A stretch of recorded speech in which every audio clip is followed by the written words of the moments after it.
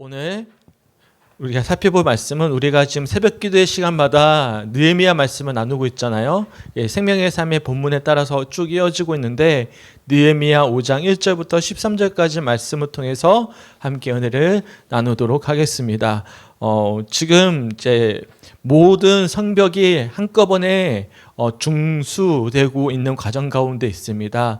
근데 그런 과정 가운데 오늘 본문에 보시면 이제 내부에 문제가 터지기 시작해요. 지금까지는 외부의 공격이 있었습니다. 그러니까 이스라엘이 오랫동안 140년이 넘도록 성벽이 무너져 있는 상태에서 방비되어 있던 민족이었는데 갑자기 느헤미야라는 인물이 불쑥 등장하더니 성벽을 쌓기 시작하는 거예요. 성벽을 쌓는다라는 것은 뭐가 생기는 거죠? 군비가 생기고 또한 스스로의 힘이 생기다는 의미이지 않겠습니까? 그러다 보니까 특별히 사마리아 지역에 있던 총독이었던 산발락과 또한 암몬 사람이었던 도비아를 중심으로 해서 동서남북으로 아라비아 지역 그리고 아스돗 지역까지 다 합쳐가지고 이제 이스라엘이 예루살렘 성을 쌓는 것을 비방하고 계속 방해하기 시작합니다. 그래서 이스라엘 백성들이 어떻게 하냐면 한 손에는 칼을 들고 한 손에는 일을 할 수 있는 도구들을 들고 그처럼 성벽을 쌓기 시작하는 것이죠. 네, 생각해보면요, 외부에서 오는 공격은 도리어 내부를 단단히 만드는 역할을 합니다. 교회도 마찬가지입니다. 우리 교회 혹여나 외부에서 어떤 여러 가지 어려움이 와요. 그러면 당연히 이 내부에 있는 성도들이나 목회자들이 믿음으로 잘 준비가 되지 않으면 우르르 무너지겠죠. 하지만 느헤미야는 어떤 사람이었죠? 기도의 사람이었어요. 기도의 사람이었고 그가 충분히 이스라엘 백성들에게 동기부여를 했어요. 치밀하게 계획을 세우고 치밀하게 그 계획이 이루어질 수 있도록 계속 그들에게 동기부여를 했습니다.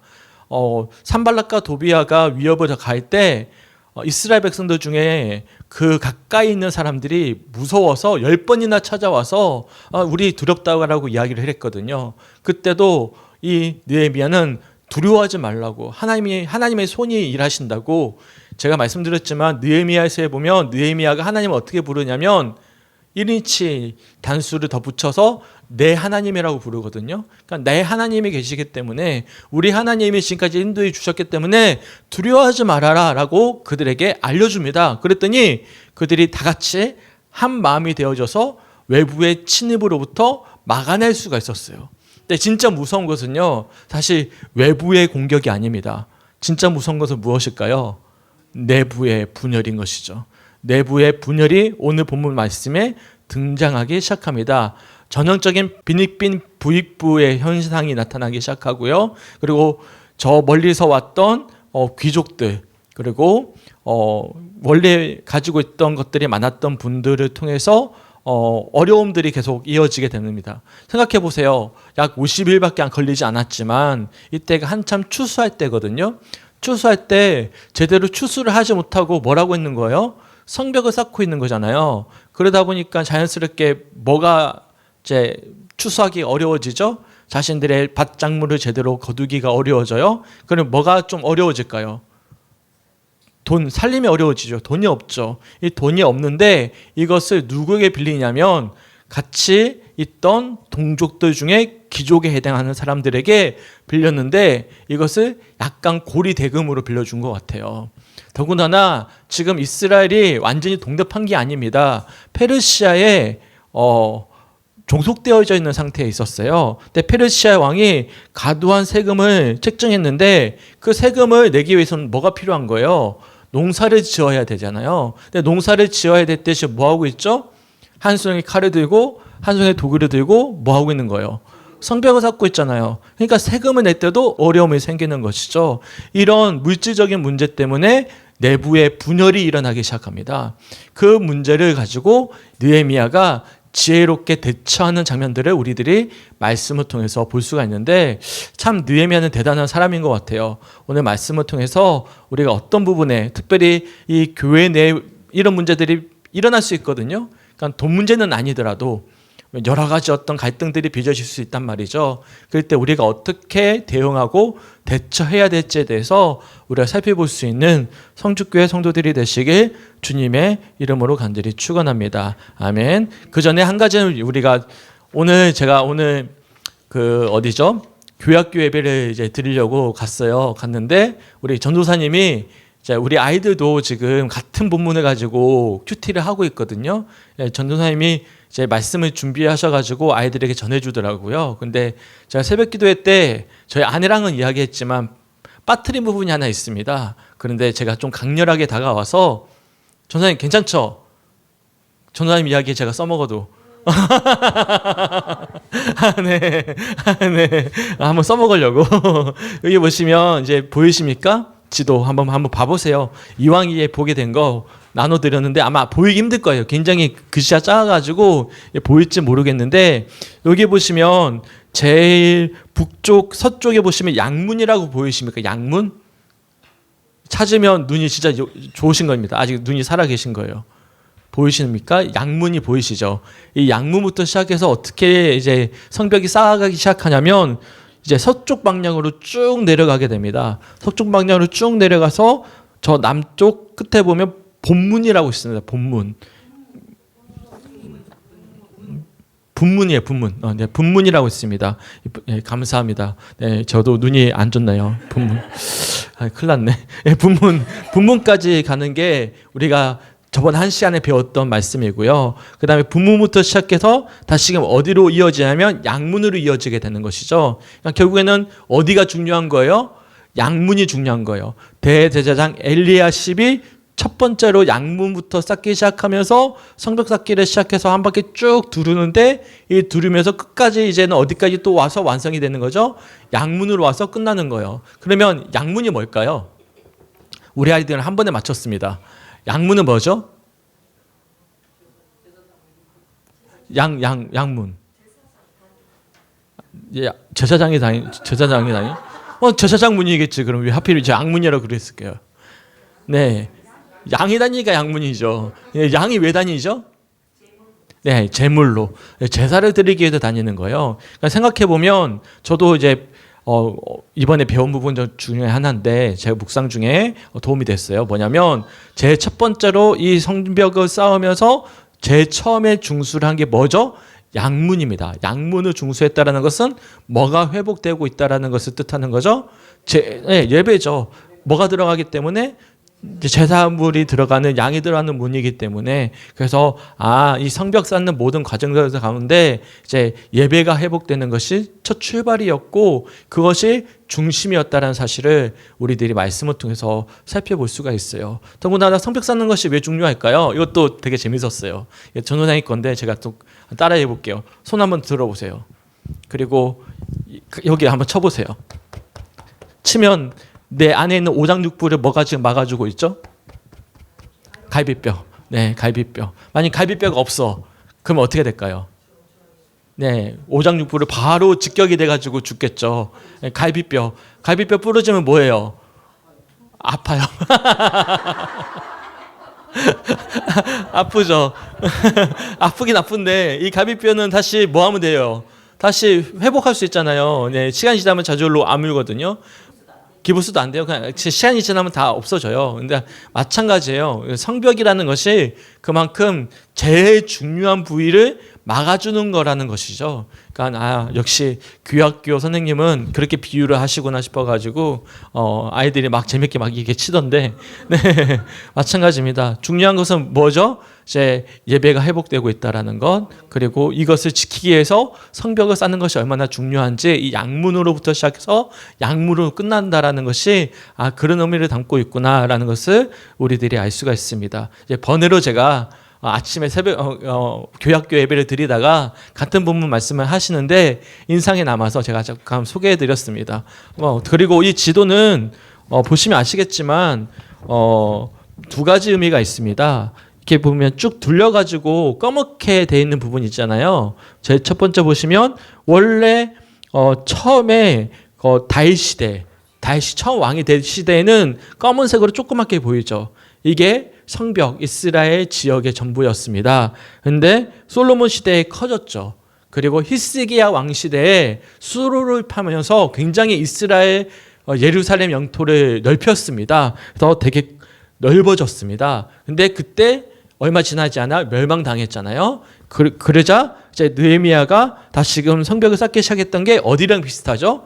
솔로몬 시대와 거의 엇비슷하게 쌓고 있음을 우리들이 알 수 있어요. 그 다음에 하스모니아 왕조는 언제냐면 신구약 중간기입니다. 신구약 중간기에 잠시 있던 왕조 시대에 예루살렘의 영토의 크기고, 그 다음에 헤롯, 그 다음에 쭉 이어지는데요.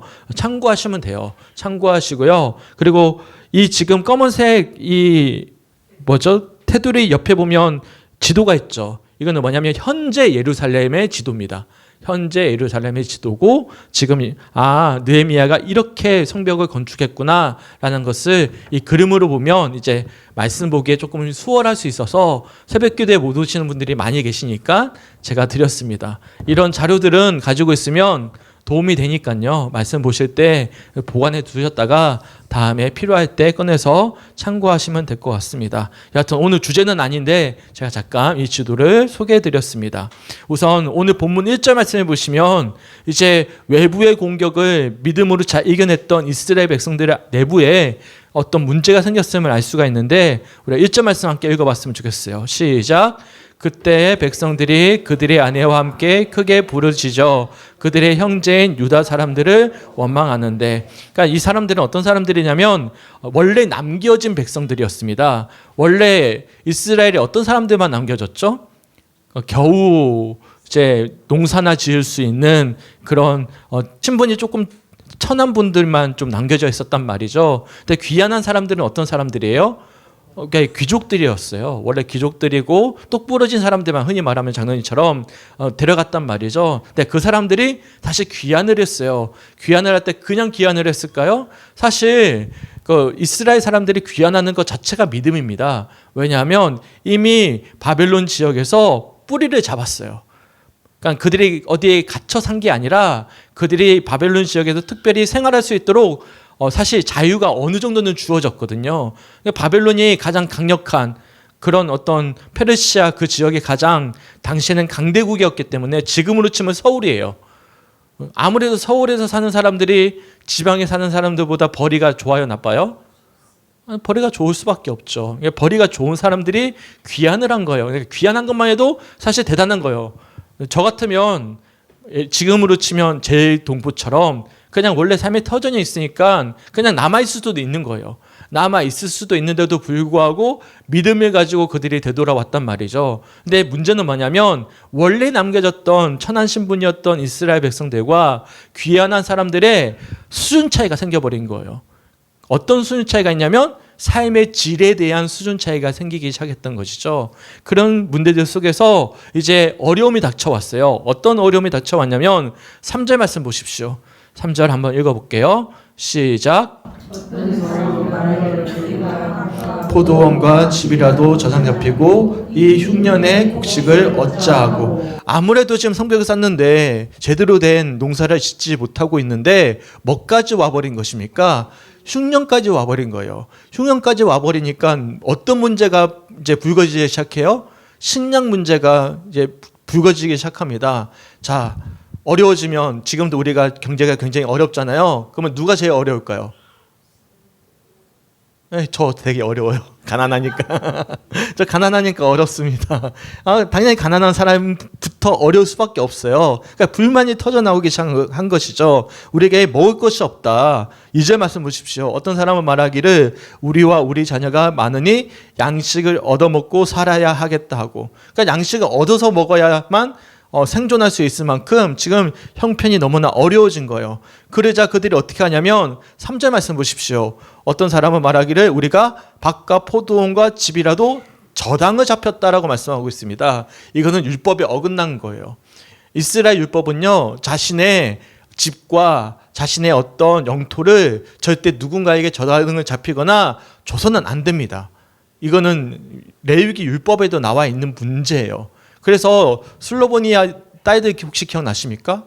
정확한 명칭 맞나요? 슬로브 맞아요. 네, 감사합니다. 역시 조님 옆에 계셔야 될 것 같습니다. 그래서 그런 딸들이 어떻게 하죠? 유산을 이어가게 하잖아요. 그만큼 자신 지역의 땅을 꼭 붙잡고 있는 것은 이스라엘 법에 굉장히 중요한 건데 그것까지도 저장 잡힌 만큼 큰 흉년이 왔음을 알 수가 있어요. 더구나 엎친 데 겹친 격으로 4절 말씀 보십시오. 이렇게 말씀하고 있어요. 시작. 어떤 사람은 말하기를 우리는 밭과 포도원으로 돈을 빚내서 왕에게 세금을 바쳤도다. 세금도 바치는 거예요. 그러니까 먹을 것도 없죠. 땅도 저장 잡힐 만큼 식량 문제가 그렇게 불거졌는데 뭐까지 바쳐야 되는 거예요? 세금까지 바쳐야 돼요. 그러면 좀 가지고 있는 사람들이 좀 넉넉해서 어떻게 하면 돼요? 그래, 우리 동족인데 같이 힘을 내서 지금 벽을 쌓고 있는데 우리가 좀 도와주면 되지 라고 생각할 수 있잖아요. 근데 그거 아십니까? 가진 사람이 더 인색한 거? 그런 경우들이 더 많아요. 실제로 그렇습니다. 5절 말씀 보십시오. 인색함이 그대로 드러납니다. 5절 말씀 함께 읽어보겠습니다. 시작. 우리 육체도 우리 형제의 육체와 같고 우리 자녀도 그들의 자녀와 같거늘 이제 우리 자녀를 종으로 파는도다. 우리 딸 중에 벌써 종된 자가 있고 우리 밭과 포도원이 이미 남의 것이 되었으나 우리에게는 아무런 힘이 없도다 하더라. 아멘. 동족들이 뭐하고 있는 거예요? 자녀를 종으로 파는 거예요.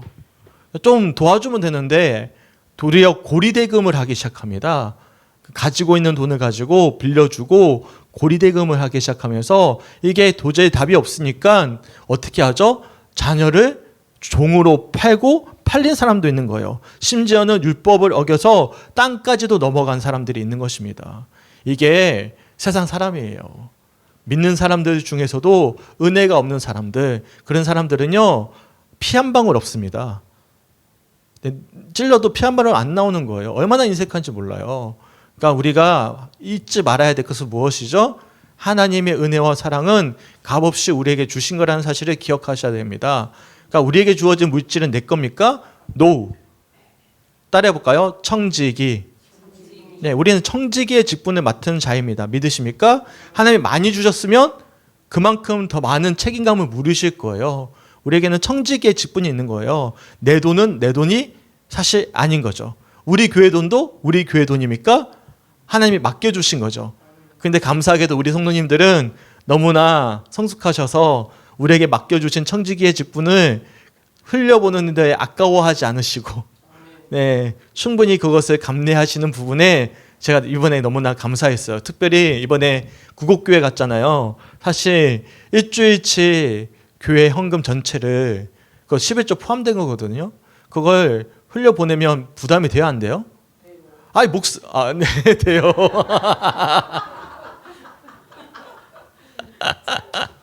되죠, 맞아요. 당연히 목사님 그게 너무 크지 않아요? 금액을 조금 절충해도 되죠. 왜 그 전체를 다 하려 그래요? 한 반만 해도 되지. 감사헌금만 하면 되지. 왜 그거 다 흘려 보내려고 그래요? 라는 분들이 아마 여기까지 말이 나온 분들이 계실 수도 있어요. 있는데도 불구하고 목회자가 하겠다니까 그걸 참고 인내하고 같이 가주는 모습에 제가 굉장히 감동이 됐거든요. 너무 감사해요. 근데 또 흘려보냈더니 하나님께서 또 채워주셔요. 그래서 제가 생각을 못했는데 성경학교 끝나고 났잖아요. 근데 저는 끝난 줄 알았어요. 근데 교육부에서 50만 원의 지원을 다시 해주더라고요. 그러니까 흘려보내면 어떻게든 하나님께서 또 채워주시는 은혜를 우리들이 경험하게 됩니다. 왜 그럴까요? 이게 청지기의 직분을 우리에게 다 맡겨주셨는데 이것을 잊어버리면 뭐 하는 거예요? 교회 내에서 갈등이 생기고 인색하고 내 것을 내 것이라 여기고 우기기 시작하고 이 모든 것들이 문제가 생기는 것이죠. 그랬더니 6절 말씀 보십시오. 느헤미야가 화가 엄청 크게 난 거예요. 이게 6절 말씀 함께 읽어볼까요? 시작. 내가 백성의 부르짖음과 이런 말을 듣고 크게 노하였으나. 그러니까 이 말을 듣고는 느헤미야가 너무나 크게 화가 난 것입니다. 우리도 그렇지 않겠습니까? 교회 내에 내 뜻대로 안 되고 갈등이 빚어져요. 그러면 어떻게 하죠? 보통 이제 화가 나기 시작하는 거예요. 그때부터 사단이 나는 것이죠. 교회 내에 부활화가 시작되고 막 서로 다투기 시작하고 그러는 거예요. 근데 느헤미야가 위대한 이유가 있습니다. 이렇게 크게 화가 났는데 얼만큼 분냈는지 몰라요. 나중에 그가 하는 이야기를 쭉 들어보면 완벽하게 느헤미야가 원하지 않은 방향으로 지금 이루어지고 있는 모습들이거든요. 그러면 당장의 호통을 치거나 당장의 어떤 문제를 어떤 색출하거나 문제를 바로 잡을 수 있는데 그게 어떻게 하냐면 7절 말씀 보십시오. 7절에 이 표현이 굉장히 은혜가 됐는데 함께 읽어봤으면 좋겠습니다. 7절 시작. 깊이 생각하고 귀족들과 민장들을 꾸짖어 그들에게 이르기를 너희가 각기 형제에게 높은 이자를 취하는도다 하고 대회를 열고 그들을 쳐서. 첫 번째 뭐 하죠? 깊이 분노했는데, 크게 분노했는데 그 첫 번째로 보이는 행동은 무엇입니까? 바로 행동으로 취하지 않습니다. 뭐 하고 있어요? 깊이 생각했다라고 말씀하고 있습니다. 깊이 생각했다. 어떤 생각했을까요? 느헤미야가 보통 위기 때마다 뭘 했죠? 시간을 두면서 기도했잖아요. 깊이 생각했다라는 것이 단순히 혼자서 사색했다라는 뜻이 아니라 분노가 일어날 때 이 분노를 잠시 시간을 두고 생각하면서 뭐 했을까요? 저는 기도했다고 생각해요. 그가 하나님의 뜻을 물었다고 저는 묵상이 되어집니다. 이것이 교회의 분열을, 내부의 분열을 바로잡을 수 있는 굉장히 큰 힘입니다. 다들 한마디씩 말하기 좋은 분들이십니다. 우리 교회 보십시오. 날고 기는 분들이 다 오셨거든요. 오늘 보시면 뭐 춤도 엄청 잘 추시고 막 드럼도 치시고 막 여기 찬양도 잘 하시고 우리 교회가 지금 8교회가 모여 있는 상태에 있는데 다들 날고 기던 분들, 우리 배차수 권사님만 보더라도 날고 기던 분들 다 한마디씩 내 뜻이 아닐 때 말하기 시작하면 아마 우리 교회는 이게 말하느라 끝나버릴 거예요.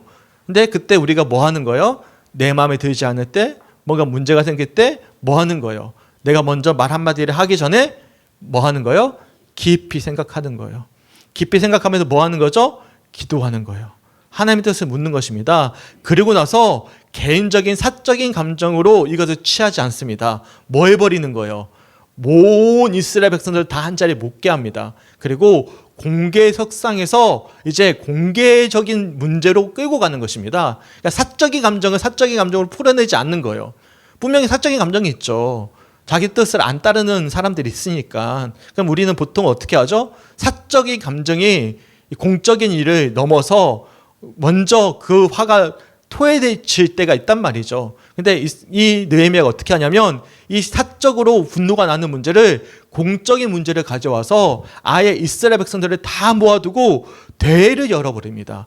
대회를 열고 거기서 이제 공식적으로 발언을 시작하는 것이죠. 근데 여기서 우리가 8절부터 쭉 말씀을 쭉 보시면 어떤 이야기를 하냐면 첫 번째로는 시간이 많이 가니까 하나님을 경외해야 된다. 두 번째, 유산을 받은 땅을 원상 복구해야 된다. 세 번째, 동족을 노예로 삼지 말아야 된다. 네 번째, 가난한 사람에게 대부업을 해서는 안 된다. 이 크게 네 가지를 이야기합니다. 이 네 가지가요, 어디에 들어가는 법일까요?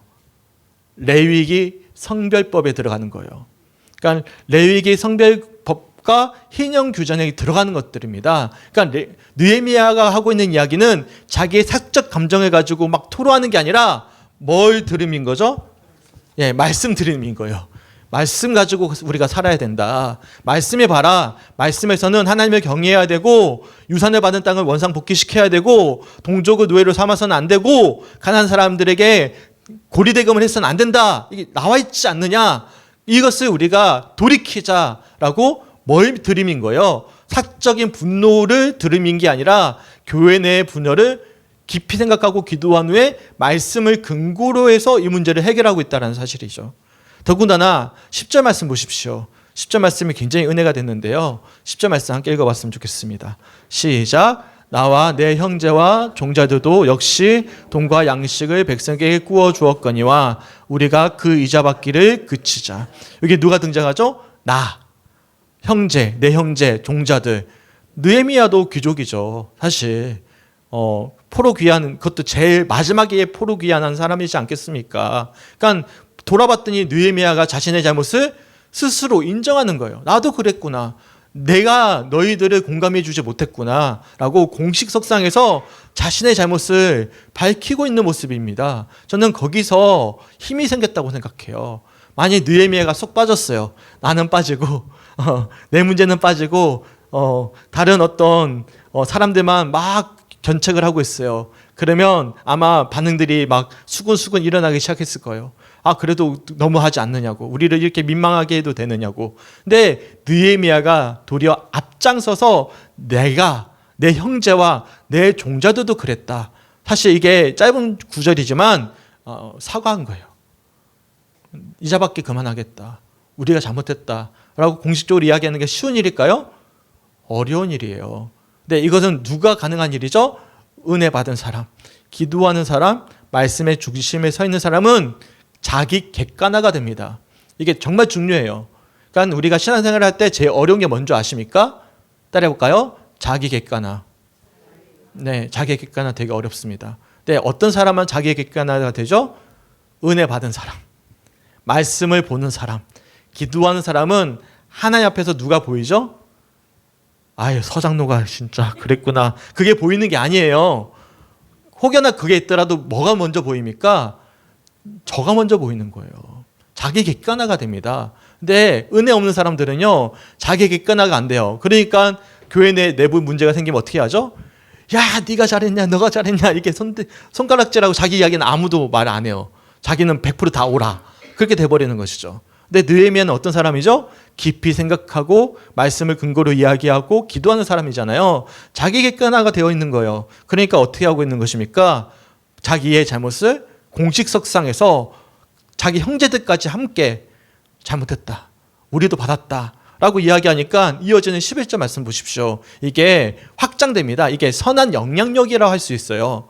한 사람의 온전한 변화와 온전한 믿음의 고백은요, 확장되어집니다. 악한 것도 확장되지만 선한 것도 영향력으로 확장되거든요. 11절 말씀 함께 읽어볼까요? 시작. 그런즉 너희는 그들에게 오늘이라도 그들의 밭과 포도원과 감람원과 집이며 너희가 구워준 돈이나 양식이나 새 포도주나 기름의 100분의 1을 돌려보내라 하였더니 라고 말씀했어요. 그러니까 지금까지 받아왔던 고리업 있잖아요. 그 이자를 돌려보내라고 이야기합니다. 그랬더니 그들이 어떻게 하냐면 12절 말씀 보십시오. 함께 읽어볼까요? 시작. 그들이 말하기를 우리가 당신의 말씀대로 행하여 돌려보내고 그들에게서 아무것도 요구하지 아니하리이다 하기로 내가 제사장들을 불러 그들에게 그 말대로 행하겠다고 맹세하게 하고. 먼저 느헤미야가 자신의 잘못을 인정했잖아요. 이게 어떻게 되는 거예요? 선한 영향력이 되어 확장되어져서 그 사람들이 인정하는 거예요. 우리도 잘못했습니다. 우리도 해서는 안 되는 것을 했습니다. 말씀을 범했습니다.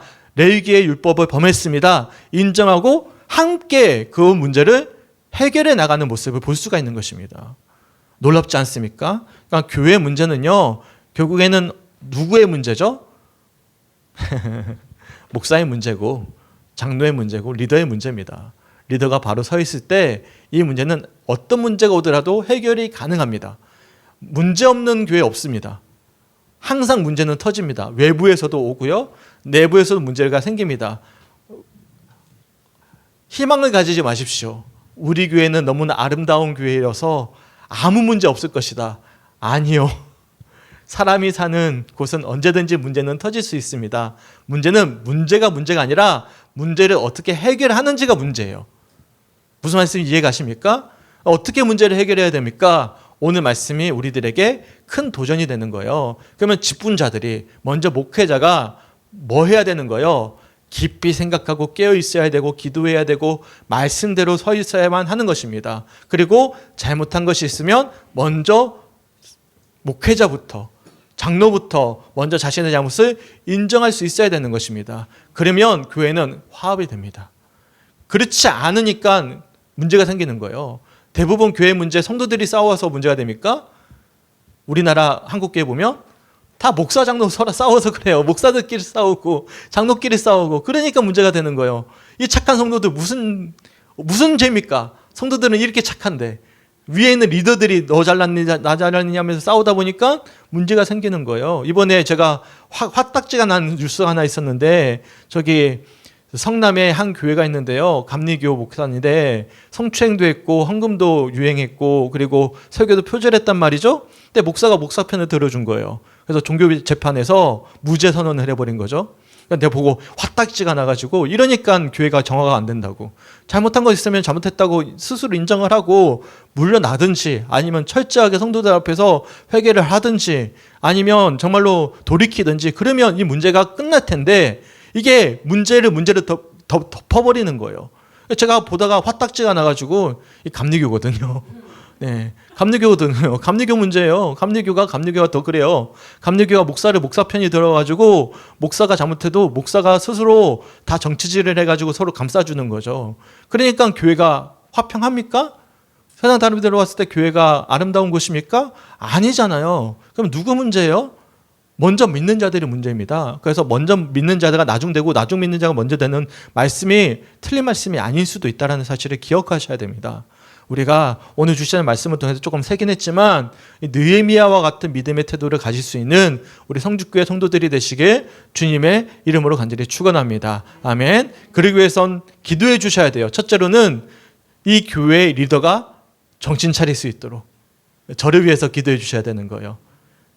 아멘이 아무도 없네. 네.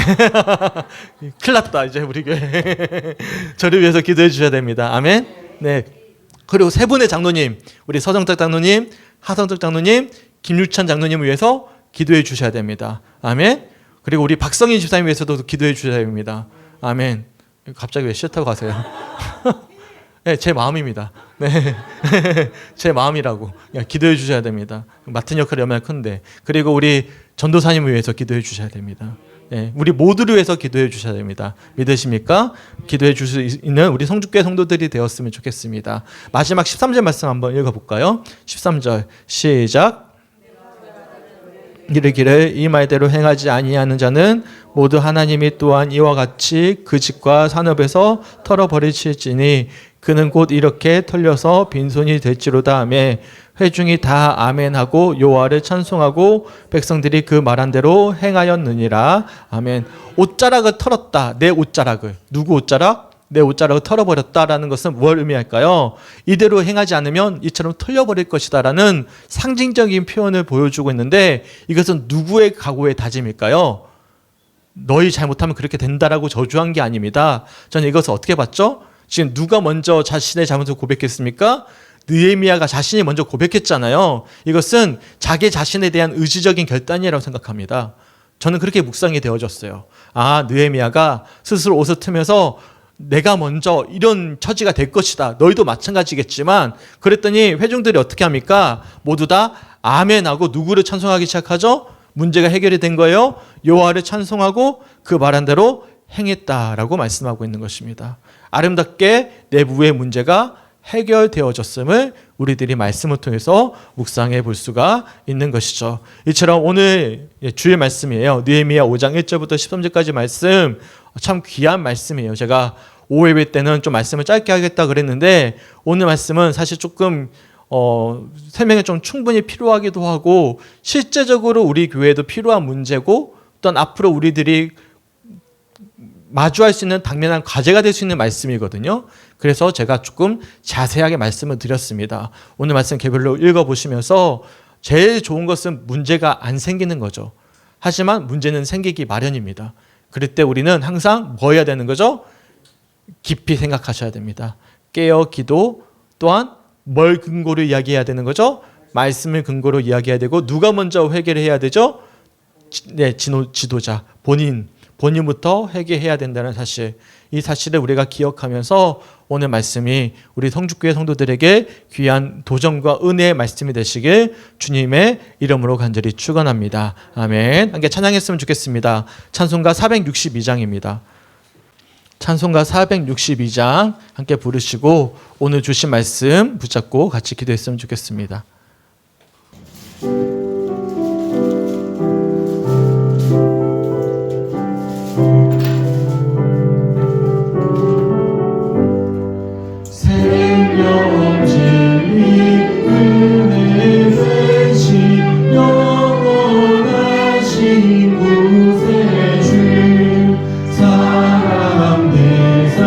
모든 일로 구원하여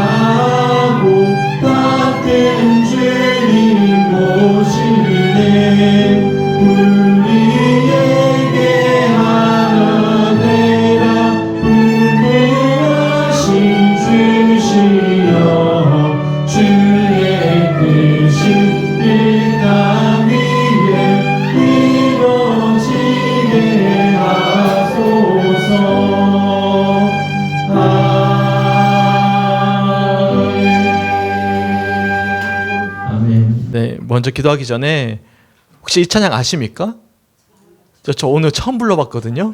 처음 불러봤는데 역시 악기의 힘은 대단합니다. 악기 때문에 제가 음을 따라갈 수가 있네요. 그래서 너무 감사합니다. 처음 불러봤어요. 저도 처음 불러봤습니다. 네, 너무 좋은 찬양이네요. 네, 너무 좋은 찬양이고 우리 함께 기도했으면 좋겠습니다. 하나님 너무나 감사합니다. 우리 교회에 너무나 귀한 분들을 불러주시고 공동체를 이루게 하심에 너무나 감사합니다. 여러 사람들이 모였기 때문에 내부에 갈등도 있고 마음이 맞을 수 없을 때도 있겠지만 주님 우리가 모두 다 은혜 받게 하시고 말씀 가운데 서게 하시고 우리가 먼저 우리 자신을 돌아볼 수 있도록 인도하여 주셔서 정말로 예수 안에서 온전히 하나 되는 아름다운 공동체 될 수 있도록 인도하여 주시옵소서. 먼저 목회자부터 정말 믿음 가운데 바로 설 수 있도록 인도하시고 세 분의 장로님과 우리 귀한 안수 집사님까지도 함께하여 주셔서 하나님 믿음 안에 온전히 설 수 있도록 인도하여 주시고 우리 전도사님과 우리 모두 다 정말로 믿음 안에 하나 되어질 수 있도록 인도하여 주시옵소서. 우리 교회가 날마다 아름다운 교회요 또한 아버지 내부에 갈등이 있는 교회가 아니라 내부의 갈등을 아름답게 승화시키는 그런 교회가 되게 하여 주시옵소서. 오늘은 우리 교회를 위해서 주여 세워 외치고 함께 기도하겠습니다. 주여 주여 주여. 아버지 너무나 감사합니다. 주여 내 가운데 함께 하시고 붙잡아 주셔서 오해비 가운데 은혜 받게 하시고 주를 바라보게 하시면 너무나 감사합니다. 오늘 주었던 말씀을 붙잡고 나아갑니다. 주님 아버지 이 시간 가운데 우리 교회 가운데 아버지 놀라운 평안과 은혜가 있게 하시고 사랑을 하나 되어지게 하여 주시고 아버지 어떤 어려움과 갈등이 있더라도 우리가 먼저 깨어 기도하게 하시며 말씀 가운데 서게 하시고 우리가 먼저 자기 각기가 난 되어져 우리 다시 볼 수 있도록 인도하여 주셔서 하나님 우리 교회 어떤 분야가 문제가 있더라도 도리어 그 문제가 도리어 하나 되어지는 아버지 승화 되어지는 위기가 될 수 있도록 인도하시고 붙잡아 주시옵소서. 주여 우리 교회 가운데 함께 하실 주님을 기대합니다. 우리는 불러주시고 만나게 하시고 하나 되게 하시고 아름다운 교회를 이루게 하여 주셨는데 아버지 우리 모두 다 함께 깨어 일어나 기도하며 하나님이 원하시는 행가를 이루어가는 데 있어서 아름답게 쓰임받는 공동체가 될 수 있도록 인도하시고 붙잡아 주시옵소서. 외부에 어떤 위기 있더라도 아버지 우리가 믿음으로 물리치게 하시고 내부에 어떤 문제가 있더라도 우리가 믿음을 하나님의 힘으로 말미암아 이기게 하여 주셔서 우리 교회가 정말 하나님 기뻐받으시는 아름다운 교회로 세워져갈 수 있도록 인도하시고 붙잡아 주시기 간절히 소망합니다. 그러기 위해서 우리가 먼저 분노가 일어날 때 우리 뜻과 맞지 않을 때 우리 이야기를 먼저 내기보다 아버지 깊이 생각하기 원합니다. 기도하기 원합니다. 또 내 뜻을 주장하는 것이 아니라 말씀 그대로를 전할 수 있도록 인도하여 주시고 아버지 우리 자신 먼저 돌아볼 수 있도록 인도하여 주셔서 그 은혜 가운데 믿음으로 바라볼 수 있는 아버지 우리 모두가 될 수 있도록 인도하여 주시기 간절히 소망합니다. 먼저 목회자가 본이 되어지길 원합니다. 아버지 목회자에게 명령을 아버지 영역을 주시고 아버지 강건함을 주시고 아버지 본이 될 수 있는 아버지 믿음을 주셔서 우리 성도들의 목회자를 볼 때 흔들리지 아니하도록 아버지 근심하지 아니하도록 제가 먼저 아버지 앞에 회개하며 저축하게 설 수 있도록 인도하여 주시기 간절히 소망합니다. 귀한 아버지 우리 나누님들과 우리 집사님 또한 우리 전도사님을 기억하여 주시고 리더로서 역할을 온전히 감당하는 말미암아 주님의 영광을 드리는 귀한 아버지 우리 성도들이 될 수 있도록 인도하여 주시며 온 성도들이 함께하는 더 선을 이루어 아름다운 하나를 이루는 공동체가 될 수 있도록 인도하시고 붙잡아 주시옵소서. 주님을 간절히 갈망합니다. 주여 우리 교회 가운데 임재하여 주시고 우리 교회도 영광 받아주시고 하나님 기뻐 받으시는 교회가 하나 되어줄 수 있도록 주님 날마다 은혜를 더하여 주시옵소서. 주님 감사합니다. 주님 감사합니다. 하나님 너무나 감사합니다. 하나님 이렇게 아름다운 성도들과 함께 하나 되어져 공동체를 이룬다라는 것이 얼마나 기적이요 감사이며 기쁨인지 모릅니다. 하나님 한 분 한 분을 축복합니다. 하나님 함께하여 주시옵소서. 아버지 외부에 어떤 어려움이 있더라도 우리가 믿음으로 하나 되어져 물리치게 하시고 혹여나 내부에 갈등이 있거나 마음이 맞지 않아 어려움이 있더라도 우리의 뜻을 먼저 이야기하기 이전에 깊이 생각하게 하시고 기도하게 하시고 말씀 위에 서게 하시며 특별히 우리 자신이 먼저 회개할 수 있도록 인도하여 주셔서 도리어 내부의 갈등과 어려움이 도리어 믿음으로 하나 되어지는 승화되어지는 그런 축복이 될 수 있도록 주님 역사하여 주시옵소서. 그러기 위해서 먼저 목회자가 바로 서기 원합니다. 목회자를 볼 때 성도들이 염려하거나 근심 방심하지 아니하도록 영육 간의 강건함을 허락하여 주시고, 먼저 목회자가 먼저 본이 되어져 성도들에게 귀한 도전이 될 수 있도록 주님 역사하여 주시옵소서. 믿음으로나 삶으로나 아버지 윤리적으로나 아버지 흠이 없도록 주님 아버지 용서하여 주시고, 아버지 믿음으로 세워주셔서 아버지 성도들의 아버지 염려가 아니라 도리어 자랑거리가 될 수 있는 귀한 목회자 될 수 있도록 인도하여 주시옵소서. 또한 세워주셨던 우리 세 분의 장로님, 또한 우리 안수 집사님, 우리 전도사님, 우리 리더들을 우리를 위해서 기도하며 나아갑니다. 하나님 축복하여 주시옵소서. 그들을 통해서 하나님 먼저 본이 되어질 수 있도록 인도하여 주시고, 주님께서 원하시는 바대로 건강하게 세워져 가는 교회가 될 수 있도록 하나님 축복하여 주시고, 먼저 낮아지는 자세로서 섬길 수 있는 리더들이 될 수 있도록 하나님 축복하여 주시옵소서. 아버지 감사합니다. 예배 후에 교회 사무실 청소가 있습니다. 아버지 합력하여 아버지 아름다운 교회를 만들어감에 있어서 동참할 수 있도록 인도하여 주시고, 우리가 정말 함께 일을 하면서 보람 있는 시간들 되어질 수 있도록 주님 역사하여 주시옵소서. 감사드리며 우리를 사랑하시는 예수님의 이름으로 간절히 축복하며 기도드렸습니다. 아멘.